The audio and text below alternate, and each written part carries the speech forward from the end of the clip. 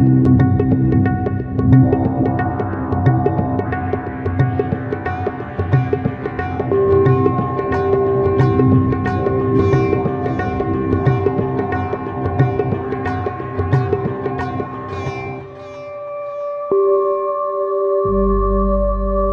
à tous et merci de votre fidélité.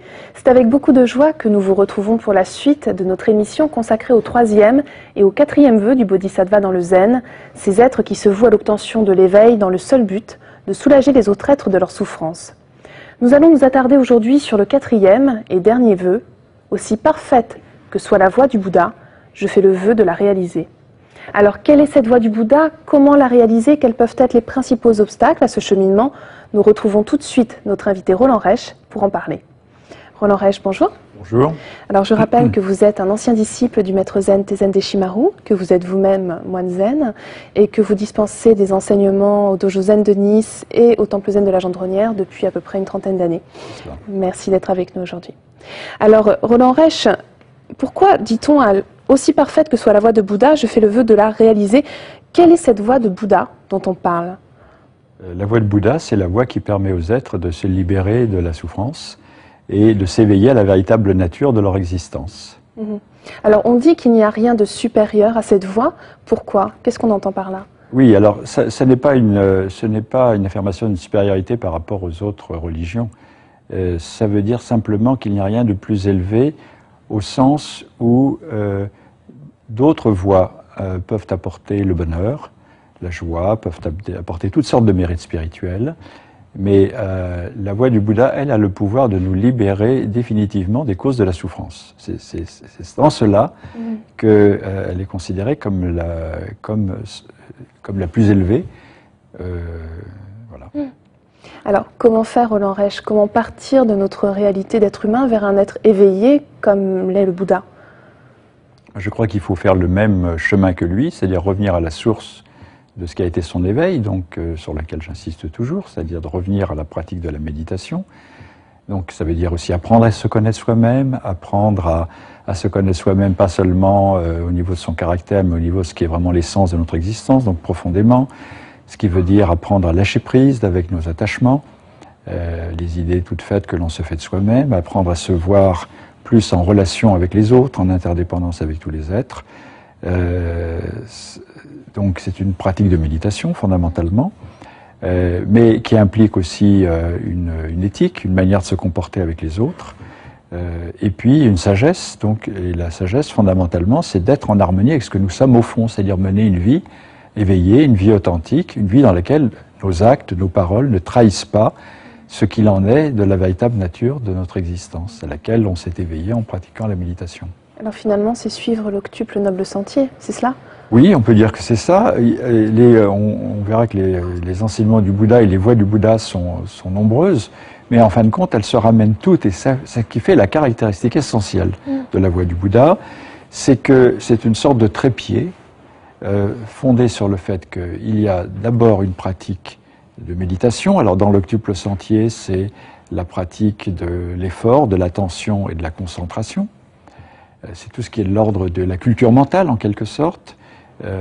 Et puis il y a la pratique des préceptes, de l'éthique, donc la parole juste, l'action juste, le mode de vie juste. Et puis ensuite, il y a la sagesse, donc c'est vraiment non seulement de se connaître soi-même, mais de comprendre la véritable dimension de l'existence et notre relation avec tous les êtres. Donc, et ça, dans tous les enseignements du Bouddha, quelle que soit la façon de les présenter, on retrouve toujours cette totale interdépendance entre une méditation qui aboutit à la connaissance de soi et à la compréhension de l'univers qui nous entoure, qui se prolonge dans un comportement, donc une éthique, et qui en même temps est fondée sur une sagesse, un éveil, une compréhension profonde.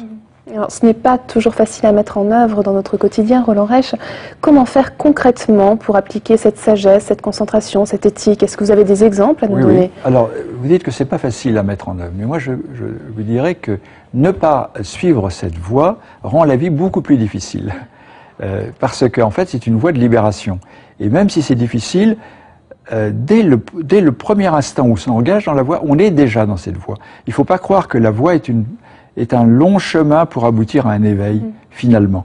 Mais que chaque instant de pratique est une occasion d'éveil. Alors, vous voulez des exemples concrets?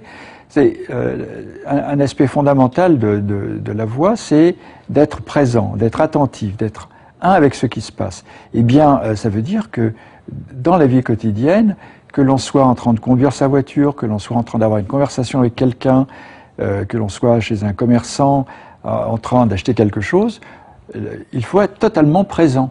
Donc, ne pas se laisser distraire par ses pensées, ne pas être à côté de la réalité, mais faire chaque chose à fond, complètement. Et il n'y a pas de petite action. Maître Sosan disait, pénétrer la voie n'est pas difficile. Simplement, il ne faut ni avidité, ni haine, ni choix, ni rejet. C'est-à-dire faire chaque chose pour la chose elle-même, et aussi, pas seulement pour la chose elle-même, mais comme service rendu aux autres. Et si vous travaillez, par exemple, et que vous faites ce travail par amour du travail et par l'amour de rendre un service, de faire quelque chose de bien, par exemple une émission de télévision, on l'a fait en pensant à tous les spectateurs qui la regarderont, et on fait ça vraiment pas pour soi-même, mais pour les autres, eh bien c'est la pratique de la voie. Et ne pas le faire rend les choses ternes et tristes et ennuyeuses. Et le faire, au contraire, ça rend joyeux. Bon, il existe pourtant quand même des difficultés sur cette voie, sur ce cheminement. Quels sont les principaux obstacles, Roland Reich, quand même? Oui, les difficultés, c'est les illusions de notre propre ego. C'est-à-dire que, d'abord, ça peut être une mauvaise compréhension. Ça, il faut dire ça tout de suite, parce que et c'est la raison pour laquelle s'engager dans la voie implique d'avoir un guide spirituel, d'avoir une aide, hein, et de pratiquer avec une communauté qui va nous aider. À cause justement de ces difficultés qui sont nombreuses. Parce que, par exemple, on peut faire des erreurs graves.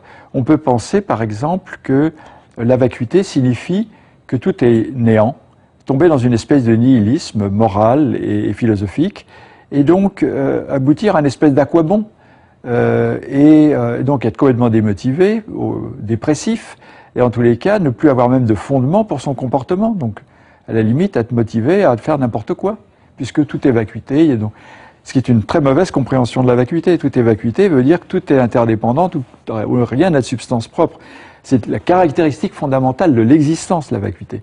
Donc il ne faut pas se tromper sur le sens de vacuité. Beaucoup de gens se trompent, ou alors en ont peur, et du coup craignent même s'engager dans la voie du Bouddha à cause de cette notion de vacuité qu'ils ne le comprennent pas.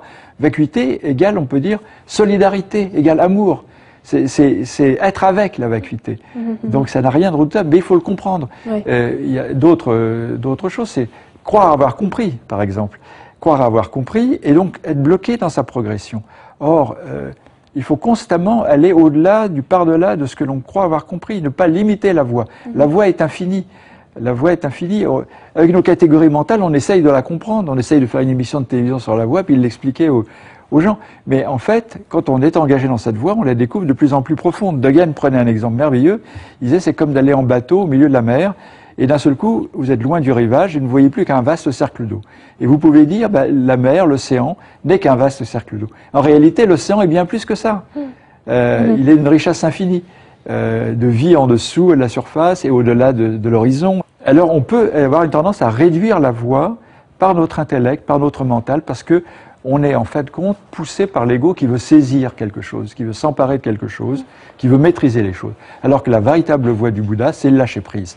Abandonner cet esprit de l'ego qui veut maîtriser. Et donc s'harmoniser avec, être dans l'unité avec, et non pas dans le prendre, dans le saisir. Le sens de l'enseignement du Bouddha, c'est de vivre de façon éveillée, ici et maintenant, en n'ayant aucune avidité pour le résultat.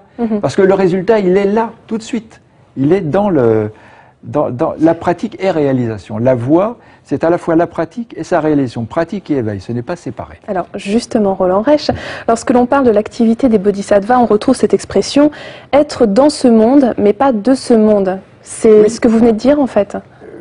Oui, être dans ce monde, c'est-à-dire ne pas le fuir, ne pas vouloir se réfugier dans une espèce de nirvana où on ne renaîtrait plus dans le monde parce que ce monde est cause de soucis, de souffrances, et douloureux parfois. Et donc, beaucoup de religieux considèrent le monde comme la vallée des larmes, et espèrent se réfugier, grâce à la religion, dans un autre monde, dans un monde de l'au-delà. La voie du zen, et tout le bouddhisme mahayana, c'est que le nirvana, le salut, il est dans ce monde-ci, dans les phénomènes, dans la vie quotidienne, à condition de changer d'esprit. Et donc, changer d'esprit, faire une révolution intérieure, c'est-à-dire se rendre compte de la vacuité de son propre ego, de la réalité de notre existence avec tous les êtres, et donc être animé par la compassion, une sagesse profonde, et de ce fait, faire de chaque instant de la vie un véritable nirvana, c'est-à-dire à la fois paix de l'esprit, bonheur, joie d'exister, extinction des causes de la souffrance. Très bien. Alors Roland Reich, nous arrivons au terme de ces 4 émissions consacrées aux 4 vœux du Bodhisattva. Qu'est-ce qu'il se passe si nous arrivons à tous les réaliser? Ces vœux sont infinis. Ça veut dire qu'on n'arrivera jamais complètement à les réaliser. Et c'est ça qui est merveilleux. Il ne faut pas croire qu'un jour on va avoir réalisé tous les vœux. Ces vœux du Bodhisattva, c'est des vœux qui nous relancent constamment dans un cheminement qui est infini, comme la vie, comme la succession des existences. Donc, mais en tous les cas, dans l'ici et maintenant, réaliser suffisamment ces 4 vœux veut dire aider et contribuer à transformer le monde en une terre de Bouddha, c'est-à-dire un monde dans lequel tous les êtres se comporteraient peu à peu comme des bodhisattvas, c'est-à-dire dans l'empathie et la compassion vis-à-vis des autres, dans le souci de venir en aide à tous les êtres, donc dans la non-violence, dans la non-avidité, dans le partage. Donc on peut dire que si on parvenait à réaliser tous ces vœux, d'une part, on serait déjà un Bouddha éveillé, hein, et d'autre part, on mènerait donc une vie libérée des causes de la souffrance, et on contribuerait infiniment à aider tous les êtres à le réaliser. Et comme ceci se propage, et nous espérons que ces vœux ont pour but justement cette transmission de cette dimension, de cette expérience, pour faire en sorte, et nous l'espérons, que tout le monde soit animé par ces vœux, à ce moment-là, le monde lui-même devient terre de Bouddha, devient un lieu non plus de souffrance, mais un lieu d'éveil et de réalisation. D'où vraiment l'importance de la pratique des bodhisattvas dans ce monde. Hein. Absolument, absolument. Et je crois que dans ce 21e siècle en crise, où beaucoup de crises sont liées à l'avidité, à la violence, provoquée d'ailleurs par l'avidité, à l'ignorance, eh bien on a besoin de s'éveiller, de mieux se comprendre soi-même, de mieux comprendre notre relation aux autres, et surtout d'agir en harmonie avec ce qui est le fondement même de notre existence et qui peut apporter la paix et la liberté dans ce monde. Alors l'enseignement du Bouddha était au cœur de ces 4 émissions, et j'aimerais que l'on commente pour terminer une citation de Maître Dogen qui disait, je cite, qu'au fond, tous les enseignements du Bouddha sont la transmission du caractère non nécessaire justement de l'enseignement. Qu'est-ce qu'il entendait par là? Il veut dire que quand l'enseignement est réalisé, hein, quand l'enseignement est réalisé, il n'est plus nécessaire. Et d'autre part, si l'enseignement est nécessaire, ça veut dire qu'il est nécessaire pour atteindre un but. Hein. Le véritable enseignement du Bouddha, c'est l'enseignement de Mushotoku, c'est-à-dire du non-objet, du non-but. Et c'est en cela qu'il est une libération immédiate. Donc, l'enseignement, il est utile pour aider les autres à mieux comprendre et à se libérer. Donc, il est utile. On pourrait même dire qu'il est nécessaire à l'éveil. Mais finalement, dans la réalisation, il n'est plus nécessaire. Et il faut pratiquer jusqu'à atteindre ce point où plus aucun enseignement n'est nécessaire, non pas parce qu'il ne valent rien, il ne vaut rien, mais parce qu'il est pleinement accompli, pleinement réalisé. Très bien, je vous remercie infiniment Roland Reich de nous avoir accompagnés tout au long de ces 2 émissions. Merci beaucoup. Merci. Et si vous souhaitez approfondir ce thème, nous avons sélectionné pour vous quelques ouvrages. Je vous rappelle tout d'abord les 2 livres de notre invité Roland Reich, Moine Zen en Occident, un livre d'entretien avec Romana et Bruno Sol, publié chez Albin Michel, ainsi que Zen, Éveil au quotidien, édité chez Actes Sud. Vous y retrouverez l'essentiel de la pratique du Zen dans la vie quotidienne. Changer l'avenir pour une vie harmonieuse du maître zen vietnamien Thich Nhat Hanh dans la collection Spiritualité vivante chez Albin Michel. Dans un langage accessible à tous, il nous indique le chemin pour changer l'avenir de notre existence ainsi que celui de l'humanité à travers les enseignements du Bouddha. Et nous vous conseillons enfin le livre Comment peut-on être zen de Jacques Casterman aux éditions Le Relier. L'auteur nous offre ici sa réflexion sur un zen pour l'Occident à travers des thèmes qui nous amènent à mieux comprendre le sens de notre vie. C'est la fin de notre émission. Vous pouvez la retrouver sur le site internet de France 2 en cliquant sur la rubrique Tous les programmes et Chemin de la foi. Merci à tous de votre fidélité. Je vous souhaite une très belle semaine. À dimanche prochain.